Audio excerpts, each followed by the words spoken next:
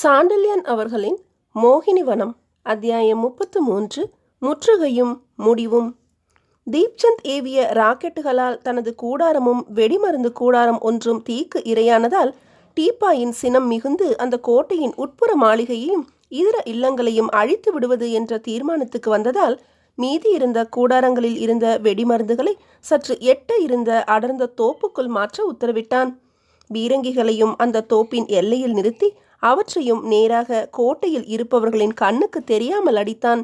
தனக்கு உதவியாக வந்த மகாராஷ்டிர படைப்பிரிவுகள் இரண்டையும் கோட்டையின் பக்கவாட்டுகளில் பிரித்து பிரித்து பல கூட்டங்களாக நிறுத்தி எதிரி வெளியே வந்தால் வளைத்து கொள்ளவும் ஏற்பாடு செய்தான். அந்த பிரிவுகளுக்கு நடுவிலும் சில பீரங்கிகளை வைத்து அந்த பீரங்கிகளை புரவி வீரர்களுக்கு இடையே மறைத்தான். பீரங்கிகளை எதிரி கண்ணில் தெரியாதபடி நீங்கள் புரவிகளுடன் அவற்றை சூழ்ந்து நில்லுங்கள். குண்டு வீசும் சமயத்தில் மட்டும் சிறிது விலகி மீண்டும் அதை சூழ்ந்து கொள்ளுங்கள். இதனால் பீரங்கிகள் மீது குறிவைக்க எதிரியால் முடியாது. இந்த பீரங்கிகளை பாதுகாக்க தோப்பு மறைவிலிருந்து எனது பீரங்கிகள் குண்டுகளை பொழியும் என்று மகாராஷ்டிர படைகளுக்கு உத்தரவிட்டான். இந்த ஏற்பாடுகளை அவன் செய்து முடித்ததும் காட்டு எல்லைக்குள் இருந்த பீரங்கி படைகளோடும் தனது உப தலைவர்களோடும் சேர்ந்து கொண்டான். பீரங்கிகளை அடுத்து அடுத்து 4 பகுதிகளாக நிற்க வைத்து பீரங்கி படையை பிரித்தான். பெற்றான், நான் கையை அசைக்கும் போது நீ 2 பீரங்கிகளை முன்னால் 10 அடி துரிதமாக இழுத்து சென்று 2 வெடிகுண்டுகளை கோட்டையின் நடு மாளிகையின் மீது வீசிவிட்டு பின்னால் பீரங்கிகளை இழுத்துவிடு. ரோஹன், நீயும் அப்படியே செய். சதர்லாண்ட், ராபர்ட்ஸ், உங்கள் தலைமையில் 10 பீரங்கிகள் இயங்கும். அவற்றை கொண்டு கோட்டை மீது வீசுங்கள். குறி எதுவும் வேண்டாம், கோட்டைக்குள் அவை விழட்டும் என்று உத்தரவுகளையும் உப தளபதிகளுக்கு பிறப்பித்தான். இந்த உத்தரவுகளுக்கு பிறகு இன்று மாலை மட்டும் பீரங்கிகளை இயக்க வேண்டாம், இரவில் இயக்குங்கள் என்று கூறி தனது பீரங்கிகள் மறைந்திருந்த தோப்பு பகுதியை பார்வையிடச் சென்றான். பீரங்கிகளை மறைக்க தான் தேர்ந்தெடுத்த இடமும் பீரங்கிகளை அமைத்த இடங்களும் சரியானாலும் அவை எதிரி நிலையங்களை தாக்கும் தூரத்தில் இருக்கின்றனவா என்பதில் டீப்பாயினுக்கு சந்தேகம் இருந்தது. ஆகவே முன்னால் பீரங்கிகளை இழுத்து சென்று பிறகு திருப்பி இழுத்து வரும்படி உத்தரவு பிறப்பித்திருந்தான். எதிரியிடம் ராக்கெட்டுகள் அதிகம் இருந்தால் பீரங்கிகள் பயனளிக்குமா என்ற சந்தேகமும் டீப்பாயினுக்கு இருப்பினும் டீப்பாயின் படைகள் ஐரோப்பிய ரெஜிமெண்டுகளின் கட்டுத்திட்டங்களில் பழக்கப்பட்டிருந்ததால் மகாராஷ்டிர ராஜபுதன படைகளை விட அவை திட்டத்துடன் இயங்க முடியும் என்பதையும் தனது இரும்பு அரணை உடைத்து தப்ப ராஜபுத்திரர்களால் முடியாது என்றும் தீர்மானத்துடன் இருந்தான். அவனது யோசனைகளை தீப்சந்தும் உணர்ந்திருந்தான். தனது முதல் கணைவீச்சுக்கு பிறகு மற்ற கூடாரங்கள் அகற்றப்பட்டு தோப்புக்குள் மறைக்கப்பட்டதையும் கவனித்தான். எதிரியும் தற்காப்பு போரில் ஈடுபட்டால் அதிக நாள் முற்றுகையை தான் தாங்குவது கஷ்டம் என்றும் புரிந்து கொண்டான். எதிரி தனது பீரங்கிகளை இழுத்து தோப்பில் மறைத்து விட்டதைக் கண்டு அவை இலக்கு மீது சுட முடியாது என்பதை உணர்ந்ததால் பீரங்கிகள் அவ்வப்பொழுது முன்னேறி சுடும் என்பதை உணர்ந்து கொண்டான். அப்படி அவை வெடிகுண்டு வீசினால் மாளிகை பாதிக்கப்படும் என்பதையும் அறிந்தான்.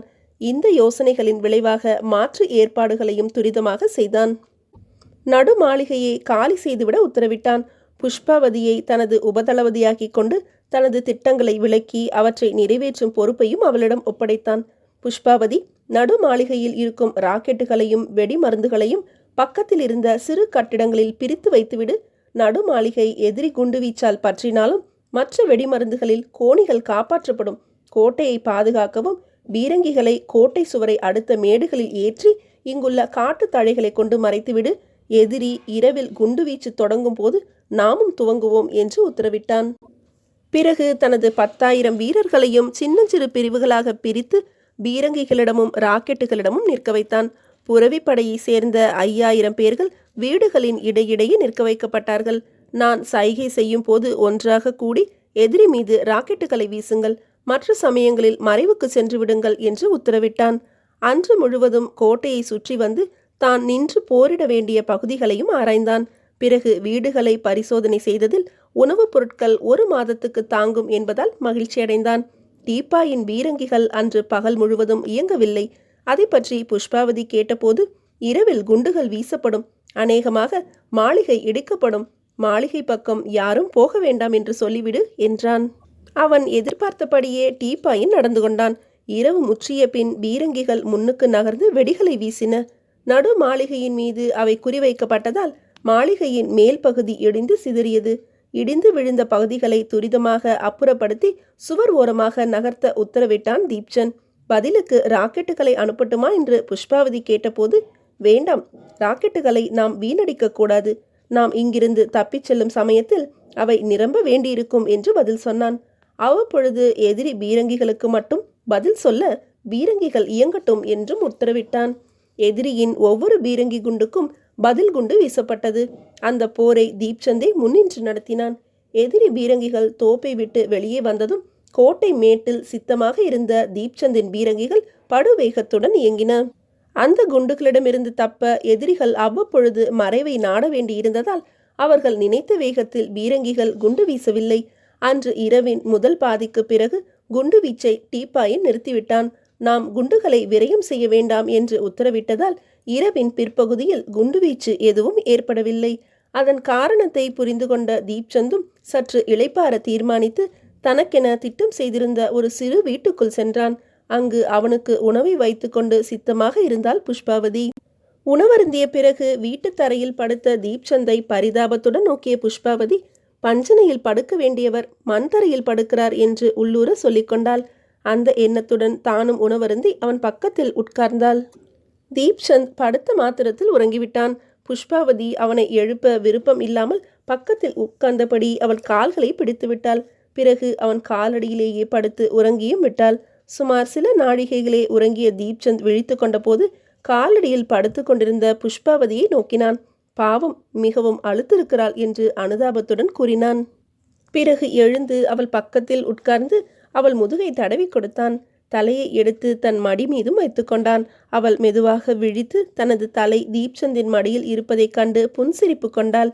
தூங்கு புஷ்பாவதி, விடிய ஒரு ஜாமம் இருக்கிறது என்றான்.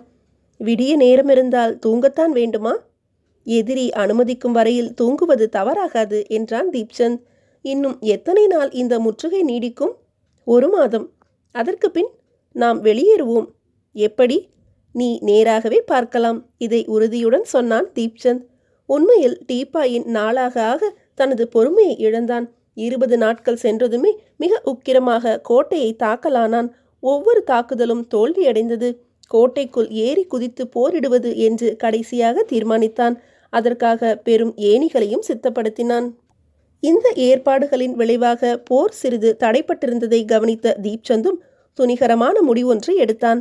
ராஜபுதனத்தையும் மகாராஷ்டிரத்தையும் வியக்க வைத்த முடிவு அது. அது என்னவென்று அடுத்த அத்தியாயத்தில் காணலாம். அத்தியாயம் 34. முற்றுகை 2. ஜாவத் கோட்டையை முற்றுகையிட்ட 22வது நாள் அடியுண்ட வேங்கை போல டீப்பாயின் தனது கூடாரத்தில் உலாவிக் கொண்டிருந்தான். உலாவிக்கொண்டே தனது கையில் இருந்த கடிதத்தை 3வது முறையாக படித்த டீப்பாயின், நான் என்ன இங்கு தூங்க வந்திருக்கிறேனா என்று தன்னைத்தானே கேட்டுக்கொண்டு சீறினான் எதிரே நின்ற மகாராஷ்டிர வீரனை நோக்கி. தூதன் பதிலேதும் சொன்னான் இல்லை. சிந்தியா ஏதோ கடுமையாக கடிதத்தில் எழுதியிருக்க வேண்டும் என்று தீர்மானித்ததால், ஜெனரல், மகாபிரபு சிந்தியாவுக்கு பதில் கடிதம் தருகிறீர்களா என்று பணிவுடன் வினவினான். கடிதம் எதுவும் தேவையில்லை. நான் போர் வீரனை தவிர மந்திரவாதி அல்ல என்று மட்டும் சொன்னால் போதும் என்றான் டீப்பாயின் வெறுப்பு தட்டிய குரலில். ஜெனரல், நான் வாயால் எதுவும் சொல்வதற்கில்லை. நீங்களே பதில் எழுதி கொடுத்துவிட்டால் நல்லது என்று கூறினான் தூதன். பதிலுக்கு மிகுந்த கோபத்துடன் தூதனை நோக்கினான் டீப்பாயின். அந்த சமயத்தில் உள்ளே நுழைந்த சதர்லாண்டிடம் கடிதத்தை கொடுத்து, கேப்டன், இதற்கு நீ பதில் சொல் என்று கூறினான். சதர்லாண்ட் டீப்பாயின் கொடுத்த கடிதத்தை படித்ததும் அவன் முகம் சிவந்தது. நாம் பயனற்றவர்கள் என்று குறிப்பிடுகிறார் சிந்தியா என்று சொல்லவும் செய்தான் சினத்துடன். அப்படி நேரடியாக சொல்லவில்லை என்றான் டீப்பாயின். நேரடியாக சொல்ல என்ன இருக்கிறது? ராஜபுத்திரர்களிடமிருந்து மற்ற எல்லா கோட்டைகளையும் நமது படைகள் கைப்பற்றிவிட்ட போது இந்த ஒரு கோட்டை மாத்திரம் ஏன் இன்னும் நமது கையில் விழவில்லை என்பதற்கு காரணம் கேட்டிருக்கிறார். இது போதாதா என்று வினவினான் சதர்லாண்ட். போதும் போதும் என்று முனகிய டீப்பாயின், சிந்தியா கேட்பதில் காரணமும் இருக்கிறது. மற்ற எல்லா கோட்டைகளும் விழுந்துவிட இது ஏன் தாக்கு பிடிக்கிறது என்று கேட்கிறார். ஆனால் இங்குள்ள நிலை அவருக்கு தெரியாது. இங்கு கோட்டை காவலன் தீப்சந்த். ஐரோப்பிய போர் முறை அவனுக்கு நன்றாக தெரிந்திருக்கிறது. நம்மிடம் பீரங்கிகள் மட்டும் இருக்கின்றன, அவனிடம் ராக்கெட்டுகளும் இருக்கின்றன. நவீன ஆயுத பலமும் நம்மை விட அதிகம். நமது படைகளின் முறையில் கோட்டை படைகளுக்கும் பயிற்சி அளித்து சித்தம் செய்திருக்கிறான். தவிர அவனுக்கு புஷ்பாவதி இருக்கிறாள். நம்மிடம் அப்படி யாரும் இல்லை என்றும் கூறினான். தீப்சந்தை பற்றியும் புஷ்பாவதியை பற்றியும் பேசிய போது மிகுந்த மரியாதையும் இருந்தது டீப்பாயின் பேச்சில். டீப்பாயின் பேச்சை கேட்ட தூதனும் கேப்டன் சதர்லாண்டும் பிரமித்து போனார்கள். புஷ்பாவதியை பற்றி தூதனுக்கு தெரிந்திருந்தாலும் அவள் எப்படி முற்றுகையை சமாளிக்க முடியும் என்று எண்ணினான் தூதன். சதர்லாண்டுக்கு அவளை பற்றி ஏதும் தெரியாததால் ஒரு பெண்ணை பற்றி சொல்கிறீர்கள் என்றான் தயக்கத்துடன். ஆம், டீப்பாயின் குரலில் கனிவு இருந்தது. யார் அது? தீப்சந்தின் மனைவியோ காதலியோ தெரியாது. எப்படி இருந்தால் என்ன? போருக்கும் அவளுக்கும் என்ன சம்பந்தம்? அவள்தான் தீப்சந்துக்கு துணை. துணை என்றால் துணைவியாகவும் இருக்கலாம். நீங்கள் சொல்வது எனக்கு புரியவில்லை. தீப்சந்துக்கு அவள் உபதளபதி. இதை மெதுவாக சொன்னான் டீப்பாயின். சதர்லாண்ட், தூதன் இருவருமே பிரமித்து போனார்கள். என்ன, பெண் உபதளபதியா என்று கேப்டன் கேட்டான். ஆம் என்றான் டீப்பாயின். எப்படி தெரியும் உங்களுக்கு என்று வினவினான் கேப்டன். இருமுறை அவள் கோட்டை தளத்தில் ஏறி வாளை வீசி பீரங்கிகளை இயக்க உத்தரவிட்டதை நானே பார்த்தேன். டீப்பாயின் திட்டமாக இதை சொன்னான். ஒரு பெண் உபதளபதியாக பணி செய்யும் கோட்டையை நாம் பிடிக்காது இருப்பது அவமானம் என்றான் சதர்லாண்ட். டீப்பாயின் முகத்தில் அப்பொழுதுதான் சினம் மறைந்து இதழ்களில் புன்முறுவல் அரும்பியது. அந்த அவமானத்தை எப்படி தீர்த்து கொள்வதாக உத்தேசம் என்று கேட்டான் புன்முறுவலின் ஊடே. மேலும் சொன்னான், வீர பெண்மணிகள் உலகத்தில் எங்கும் இருக்கிறார்கள். இங்கு ஹோல்கார் சமஸ்தானத்தில் அகல்யாபாய் இல்லையா? ராஜபுத்திரர்களை அவள் தோற்கடித்து விரட்டவில்லையா? அதை பற்றி அவமானப்பட ஏதும் இல்லை. முதலில் கோட்டையை பிடிக்கும் வழியை பார்ப்போம் என்ற டீப்பாயின் சிந்தனையில் இறங்கினான். பிறகு எழுது கருவிகளை கொண்டு வரச் சொல்லி ஒரு கடிதம் தீட்டி தூதன் கையில் கொடுத்து சிந்தியாவுக்கு எனது வணக்கங்களை சொல்லி கூறினான். கடிதத்துக்கு முத்திரை வைக்கவில்லையே என்று கேட்டான் சதர்லாண்ட். அவசியமில்லை. என்ன எழுதியிருக்கிறீர்கள்? இன்னும் 8 நாளுக்குள் கோட்டையை பிடிப்பதாக எழுதியிருக்கிறேன் என்ற டீப்பாயின் தூதனுக்கு போக விடை கொடுத்தான். அன்று முழுவதும் டீப்பாயின் ஆழ்ந்த சிந்தனையில் இருந்தான். அவ்வப்பொழுது 2 பீரங்கிகள் மட்டும் கோட்டையை நோக்கி சீறிக்கொண்டிருந்தன. அவற்றையும் நிறுத்த உத்தரவிட்ட டீப்பாயின் அன்று இரவின் ஆரம்பத்தில் தனது உபதளபதிகளை அழைத்து பேசினான். சதர்லாண்ட், ராபர்ட்ஸ், பெர்ஷான், ரோகரன், நாம் இங்கு முற்றுகை துவங்கிய போது தீப்சந்தும் புஷ்பாவதியும் கோட்டையில் இல்லை என்று பேச்சை துவங்கினான். இதை கேட்ட உபதளபதிகள் பிரமித்தார்கள். அப்படியா என்று பெர்ஷான் கேட்டான். அவர்கள் சிந்தியாவின் வீட்டில் இருந்தார்கள். இதை டீப்பாயின் மிக மெதுவாக சொன்னான். பிறகு இங்கு எப்படி வந்தார்கள்? ரோகரன் கேட்டான். சிந்தியாவே அனுப்பியிருக்க வேண்டும். அது கிடக்கட்டும். நமது முற்றுகை இருக்கும்போது இவர்கள் நமது கண்ணில் மண்ணை தூவி எப்படி உள்ளே நுழைந்தார்கள் என்ற டீப்பாயின் இந்த கோட்டைக்குள் செல்ல ஏதோ ரகசிய வழி இருக்க வேண்டும் என்றும் கூறினான்.